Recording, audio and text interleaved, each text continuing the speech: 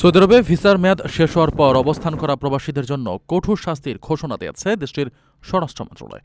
এখন থেকে এন্ট্রি ভিসার মেয়াদ শেষ হওয়ার পর দেশে ফিরতে সামান্য দেরি করলেও প্রবাসীদের বিশাল অঙ্কের জরিমানা সহ জেলের ঘানি টানতে হবে। সৌদির রাষ্ট্রীয় সংবাদ মাধ্যম আল ইখবারিয়া টিভির এক প্রতিবেদনে এ তথ্য জানানো হয়। নতুন আইন অনুযায়ী ভিসার মেয়াদ শেষ হওয়ার পর অবৈধভাবে অবস্থান করলে একজন প্রবাসীকে ৫০,০০০ সৌদি রিয়াল পর্যন্ত জরিমানা গুনতে হতে পারে।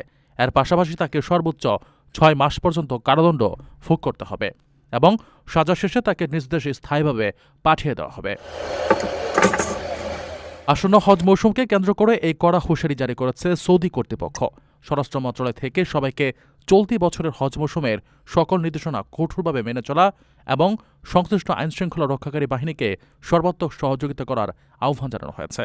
এই নির্দেশনা যারা অমান্য করবেন তাদের বিরুদ্ধে কোনো প্রকার ছাড় না দিয়ে আইন অনুযায়ী কঠোর শাস্তিমূলক ব্যবস্থা গ্রহণ করা হবে বলেও সাফ জানিয়ে দেওয়া হয়েছে।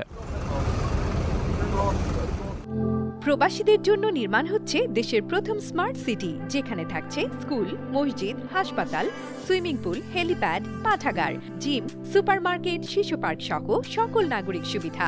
মাত্র ৩০ লাখ টাকা বিনিয়োগে মিলছে আকর্ষণীয় ফ্ল্যাট। প্লাটিনাম ইনভেস্টরদের জন্য ঢাকা বিমানবন্দরে ভিআইপি প্রোটোকল সুবিধা। বিস্তারিত জানতে যোগাযোগ করুন স্ক্রিনে দেয়া হোয়াটসঅ্যাপ অথবা ইমো নাম্বারে।